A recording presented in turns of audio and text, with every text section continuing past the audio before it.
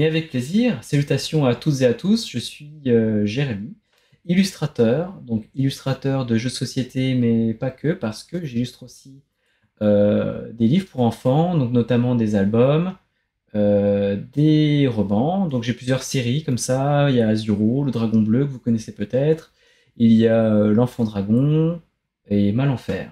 Donc il y a tout ça, donc ça fait un peu plus de 10 ans que j'ai travaillé pour le jeu de société, et on va dire que ça fait à peu près 12-13 ans que j'illustre des livres pour enfants. J'ai aussi une phase où j'ai pas mal illustré pour le jeu vidéo, donc des gros jeux AAA, mais aussi des jeux sur mobile. Darling.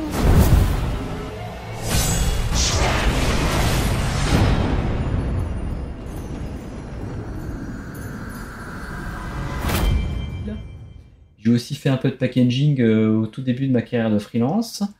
Et plus récemment, je travaille en tant que development artist, donc développement de personnages et de décors pour l'animation, donc notamment pour l'adaptation d'Azuro en dessin animé qui sera prévu l'été 2023 sur TF1. Donc un grand plaisir de travailler sur plein de supports différents.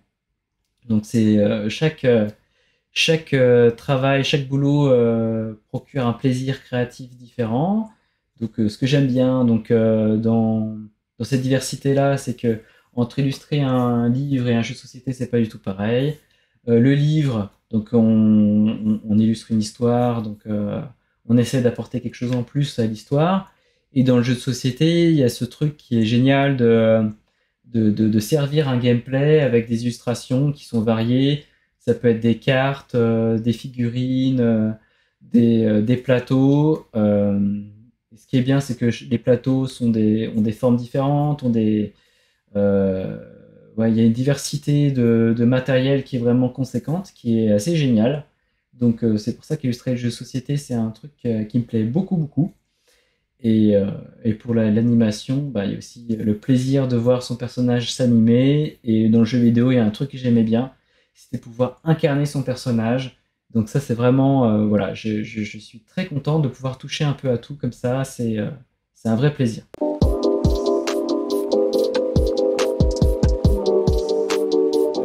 J'ai plein de premiers souvenirs de jeux, mais voilà, si je vais piocher dans mes tout premiers jeux, donc ça sera des jeux de cartes. Donc il y a eu le jeu de la bataille. Beaucoup de souvenirs avec ma grand-mère, notamment de la bataille, mais aussi du Milborn. Et les premiers jeux de société auxquels j'ai joué, il y a eu oula, plein de trucs. Donc les souvenirs qui me viennent en tête, il y a tout ce qui est Milborn, donc comme j'ai dit avant, mais aussi puissance 4. Pour gagner, il faut aligner 4 pions à l'horizontale, à la verticale ou en oblique. Le qui est Il a des lunettes et une casquette, c'est Jack. Docteur Maboul, le Mastermind Junior, la Trappe-Souris, donc tout ce qui est jeu de loi, bah, je suis passé par là. Hippoglouton, après il y avait quoi? C'est pas le fou du volant, mais avec un avion là. Oula, j'ai perdu, mais les souvenirs me perdent. Donc j'ai voilà tous ces jeux-là. Il y a aussi un autre jeu qui m'avait bien plu, un petit jeu d'adresse qui s'appelait l'Arche piégée. Donc c'est une arche comme ça, on devait mettre des petits animaux dans des petites cases comme ça, dans des petits containers comme ça, et puis plus les containers étaient remplis d'animaux, et plus il y avait de chances que l'arche se casse la figure. Donc ce jeu-là, qu'est-ce qu'on aura joué avec mon frère, donc c'était très très bon souvenir. Et puis après, dans mon adolescence, j'ai découvert des jeux de cartes à jouer à collectionner avec Magic l'Assemblée. Donc c'était en 96, 97. J'avais découvert ça, c'était l'extension Mirage, pardon. Et, du coup, aujourd'hui, je suis toujours un petit peu l'actualité des cartes Magic, mais un peu de loin. Enfin voilà, je suis un petit peu. Mais j'ai des decks que je garde sous le coude pour jouer avec des joueurs Legacy quand ils se présentent, même s'ils se font rares. C'est des excellents souvenirs de jeu parce que c'est par ce jeu de cartes que je suis arrivé aussi dans le milieu de l'illustration de jeux société, car les illustrations de Magic sont vraiment magnifiques. Et ça m'avait beaucoup inspiré à l'époque. J'illustrais beaucoup d'illustrations fantasy. Et j'ai découvert le jeu de société moderne par le biais du magazine Lotus Noir qui présentait des jeux Asmodée. Donc j'avais vu qu'il y avait des jeux comme Croix, Elixir, etc. J'avais gardé ça en tête. Et c'est pendant mes études d'illustration que j'ai pu découvrir les premières boutiques ludiques avec la Diagonale du Fou. Et j'avais pu jouer à mes premiers jeux. J'avais acheté Elixir justement, j'avais acheté La Guerre des Moutons. J'ai vraiment beaucoup aimé ce jeu à l'époque. J'y ai joué, je l'ai fait découvrir à beaucoup d'amis, donc très bon souvenir de ce jeu-là. Puis bien sûr, il y a eu Loup-garou Tierce-lieu, il y avait Level Up avec des excellentes illustrations de Franck Dion.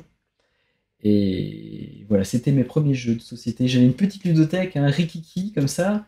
Et puis voilà, au fur et à mesure des années, elle s'est étoffée. Plein de jeux, une grosse pile de la honte quand même, de jeux que j'ai gardés sous blister, que j'ai pas encore testé, que j'attends de tester quand j'aurai un peu plus de temps libre.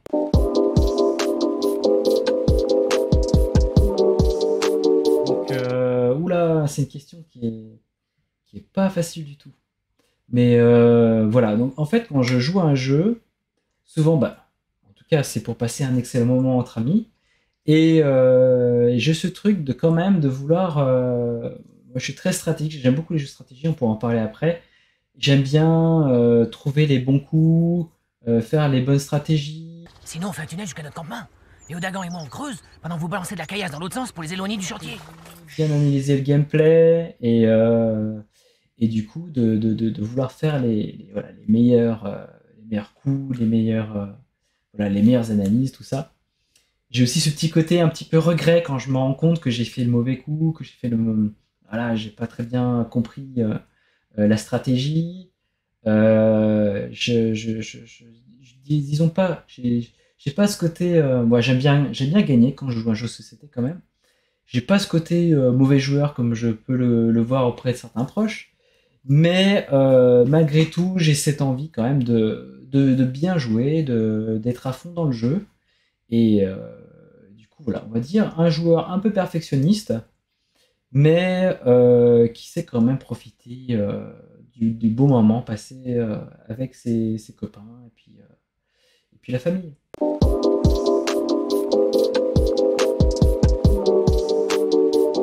Alors du coup, c'est vrai que j'ai très peu d'occasions en ce moment pour jouer à des jeux. Voilà, mon travail d'illustration prend beaucoup de temps, mais bref. Euh, je suis plutôt un joueur de fin de soirée, de fin de journée, pas fin de soirée justement, parce que fin de soirée, je suis plutôt claqué. Donc plutôt au début de soirée. Ça me laisse le temps de bien profiter du jeu, d'apprendre les règles, enfin de comprendre les règles, etc. Et donc plutôt un peu de tout. Donc je joue avec la famille, donc plutôt des jeux casus, familiaux. Avec des amis, j'aurais tendance à vouloir jouer à des jeux un peu plus experts. Et pour le boulot, bah, je teste un peu de tout. Donc que ce soit pour les illustrer, donc ce sera plutôt des jeux sous forme proto.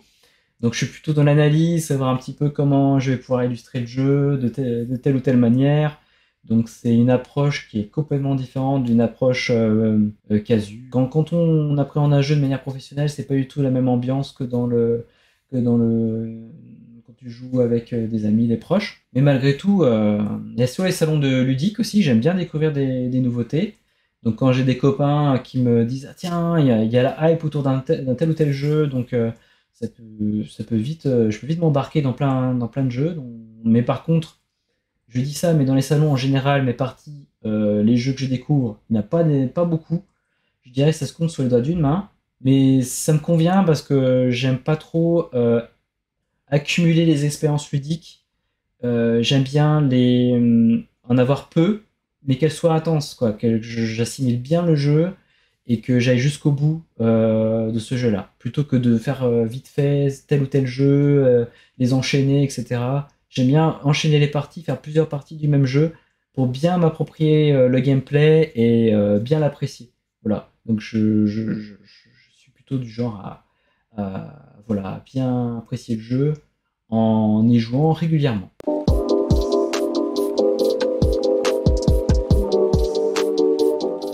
Alors, en termes de type de jeu, donc je suis plutôt éclectique. J'aime un peu tous les styles de jeu, même si je vais en parler après, il y a tout un pan de la culture ludique que je connais très mal.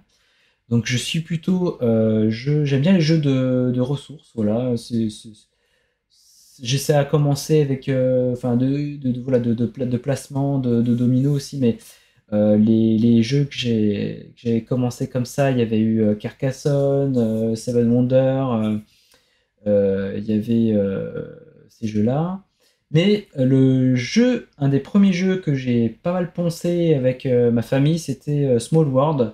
Je dirais que même je pense, le premier jeu société moderne que j'ai vraiment apprécié, que j'ai vraiment fait, refait, refait, c'est Small World.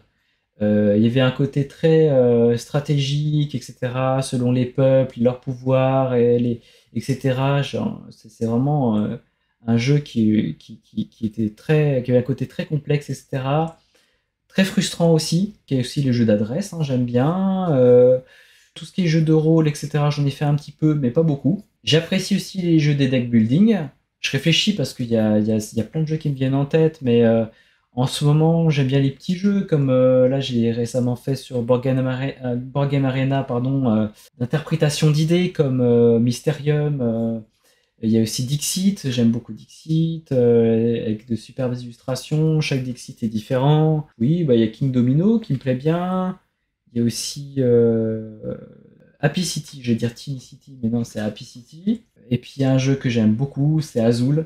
J'ai acheté toutes les extensions. Ça fait partie de ma pile de la honte. J'ai plein d'extensions d'Azul que j'ai pas encore faites. Mais le jeu de base me plaît énormément. C'est le genre de jeu que je pourrais relancer comme ça, mais plein de fois. J'ai vraiment un gros coup de cœur pour Azul.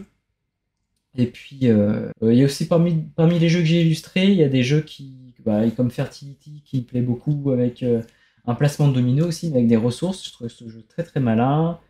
Et puis très récemment, j'ai beaucoup apprécié jouer à First Empires. Vraiment très malin, un gameplay assez simple au final, avec plusieurs peuples, avec ces petites ressources.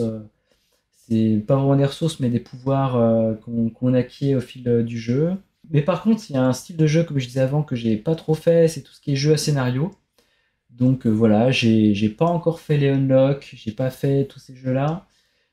Il y a aussi les jeux où il y a un peu le joueur alpha, j'évite. Enfin, c'est pas le genre de jeu qui me plaît trop. Les styles de jeu avec un gameplay instantané, simultané, ça me plaît aussi d'autant plus. J'aime bien les jeux qui sont efficaces, qui tournent bien, qui sont fluides. Mais voilà, moi j'aime bien voilà, certains jeux. Bah, il y a aussi Splendor que j'aime particulièrement. Bah, ça fait partie de ces jeux, ces classiques incontournables.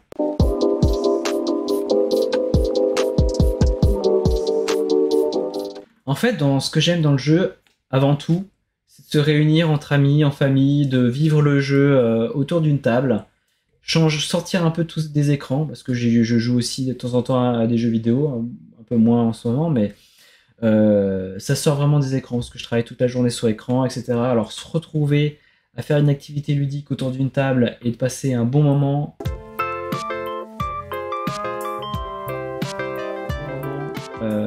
Voilà, de pouvoir aussi un petit peu titiller les amis autour d'un jeu et voilà, de s'imprégner d'une atmosphère. Atmosphère, est-ce que c'est une gueule d'atmosphère? Comme ça, voilà, que ce soit un jeu comme je disais tout à l'heure, un Mysterium.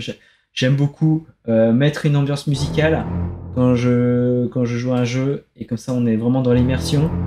Donc vraiment j'ai un petit peu ce côté, la playlist pour les jeux qui sont des jeux de ressources ou des jeux historiques, etc.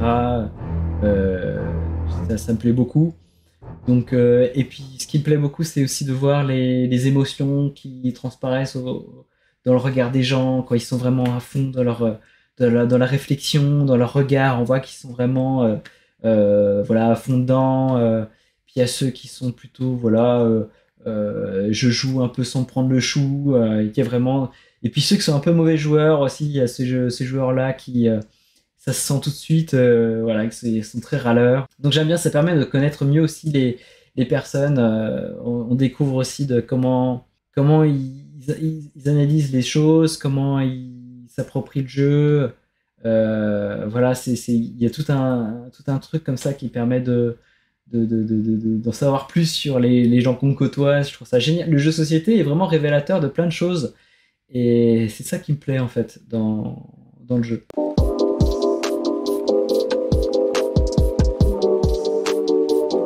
Bon, en ce moment, je joue beaucoup sur Board Game Arena. Voilà, c'est un bon moyen que j'ai trouvé pour pouvoir jouer avec des amis parce que la distance fait que j'ai pas forcément les amis dans le coin.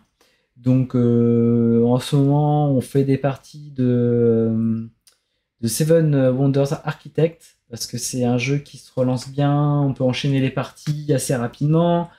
On a fait aussi Stella Universe qui est très très sympa, donc dans l'univers de Dixit. Également Happy City qui tourne très très bien. On a fait des parties de Similo aussi. Et puis on a fait aussi des parties de Concept. Alors ça c'est très très sympa aussi comme jeu.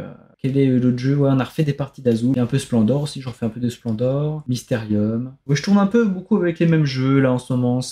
Voilà, j'ai pas eu trop d'opportunités de découvrir des nouveaux trucs. C'est ça qui est bien avec Board Game Arena, c'est de pouvoir aussi de lancer des jeux, des concepts qu'on connaît pas trop. C'est à ça que je joue en ce moment.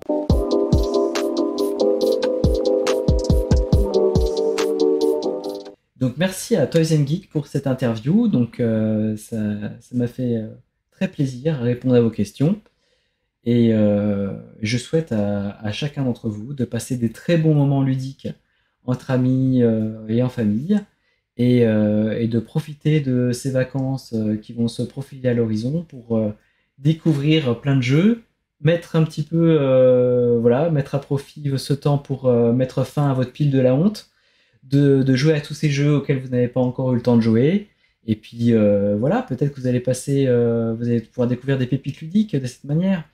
Donc surtout, portez-vous bien et puis jouez bien. Salut!